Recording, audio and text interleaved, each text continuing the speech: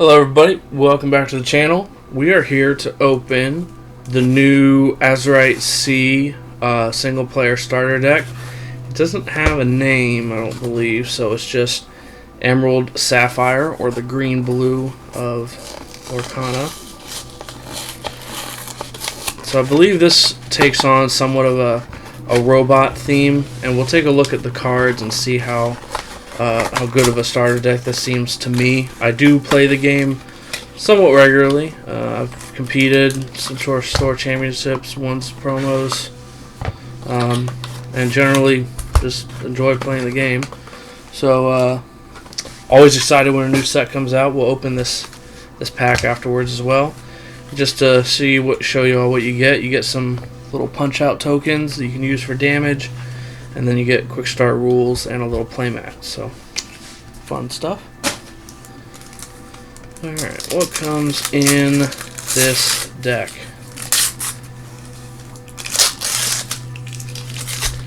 You got the nice little, I believe this is eco-friendly packaging. I believe that is the selling point. Alright. So, Gadget, Hack Wrench, of course, from this is from the Rescue Rangers, right? Shift 4. Well, you have 3 or more items to play. Pay 1 less to play adventure characters. She quests for quite a bit, but for 6, that should be expected. Go-Go, Tomago, 2 Ink, 2/2. Quest for 1, Evasive. May pay 2 to gain lore equal to damage on chosen opposing character. So this is one of those neat cards where you could play it early in an aggressive curve, or if you draw it later and they have a creature with 2 or 3 damage on it, you can get 2 or 3 extra lore. So that's not bad for a 2 ink. Goofy, 5 ink, Expert Shipwright, 1/4, Ward. When this character quests, chosen character gains ward until the start of your next turn. That sounds extremely powerful to me, because you're not only gaining the 3 lore out of it, you are saving another creature from potentially being brawled or some other form of removal. You came back, ready chosen character. Now notice the key missing text here. It does not say character cannot quest for the remainder of the turn. So this could be potentially be good if you have a 3 or 4 lore creature out. That could be 6 lore in a turn, or 8 lore in a turn. So decent number of rares. These have all been rares so far, except for the one. I think it's legendary or super rare. Hero Hamada. Your other adventure characters gain resist +1. Great ability. Resist is amazing. 2. Look at the top card of your deck. Put either on the top or the bottom of your deck. Nice little draw fixing. Baymax. You may, if you have an inventor character in play, pay 1 less to play this character. Pay 2. Remove up to 1 damage from another chosen character. Okay, little utility. I like that. He is a robot, so he'll count for robot cards. We play this character. If an opponent has more cards in their hand than you may draw a card. That sounds great for 3 mana. 3 ink. Sorry, I'm gonna confuse the 2 quite often. We play this character. You may pay 2 to have each opponent choose and discard a card. Well, I mean, it's 2 ink for a 1/1 that quests for 2. So, the stats. 2 ink for questing for 2 is probably never really a bad time, but. Prince Philip has ward, like it. Megabot, it's an item, not a character, okay. Banish this item, choose 1, banish chosen item. Banish chosen damaged character. Okay, so it's a little slow because it comes into play exerted, but if you have ways to damage characters, that seems pretty good. So the Emerald Chromicon, this is from the last set, Shimmering Skies. During opponent's turn, when we prepare to banish, may return show the character to the opponent's hand. Oh yeah. We know that card. So this is a different Hero Hamada. So check for an item or a robot. Reveal it to all. Search your deck, shuffle your deck, put their card on top of it. So traditionally in Magic, anytime you only get to search up a card put on the top of your deck, you definitely lower your you temper your expectations. But in Lorcana, there's a lot fewer ways your opponents can manipulate the top of your deck, so you're probably drawing it next turn. So I certainly don't think this is a bad card. Just depends on how good of targets you have to search for, and how much they can impact the board state. Wasabi, play this character, banishes an item. Its player gains 1 lore. So of course you can do this to yourself to boost your own lore, and gains evasive. Not bad. Hey hey, always love to see hey heys. Doesn't ready, so you kind of lock out their item for a turn. That's nice. During your turn, this character gains evasive. Okay. Okay, so 5 ink for a 4/4. The quest for 3. Not great, but you know, if you have the remember this, I'll probably reference this card again a lot. You came back.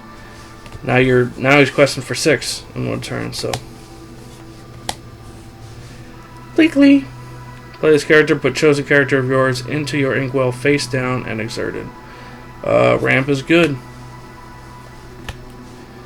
Fred, 1 ink, 1/1, 1 quester. When this character is challenged, gain 2 lore. So obviously when he gets challenged, he's going to die, but 2 lore is nothing to scoff at, you know. That's it's 10% of what it takes to win the game. Pay 1. This character gets +1 this turn. It does not have a limit, so you can pump this as much as you want. That seems surprisingly good.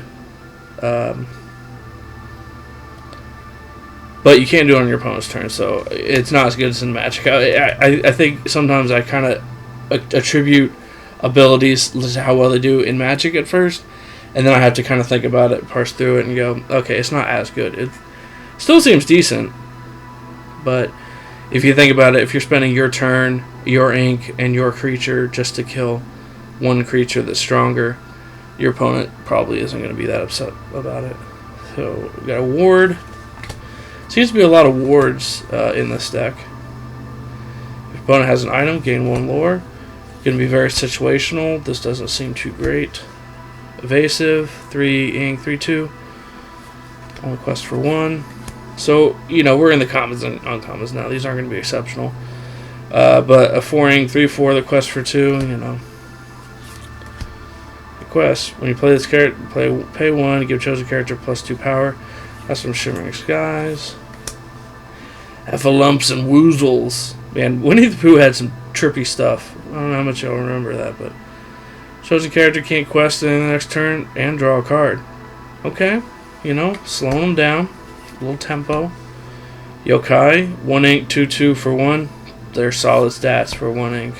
I mean, it's inkable, so you're never really going to cry about it too much. Inventor characters get +1 toughness while here. At the start of your turn, if you have a character here, gain 1 lore. Any character. So, I mean, okay, it requires a little setup, but it has about the same upside as most lands that give you lore for that cost. This character quest, chosen inventor gets +1 lore this turn. Aunt Cass. Gadget again. Just a 2 ink, 2/3 that quests for 1. It's inkable, so. Ben from Treasure Planet. Love that movie. Support 4/4. Yeah. I mean, I do like support, don't get me wrong. And support 4 is huge. That's a big plus. Baymax's healthcare chip. Choose 1. Remove up to 1 damage to character. If you have a robot character play, remove up to 3 damage from a chosen character. Okay, well. That's some healing for blue. Which, you know, blue's had healing, so that's not crazy.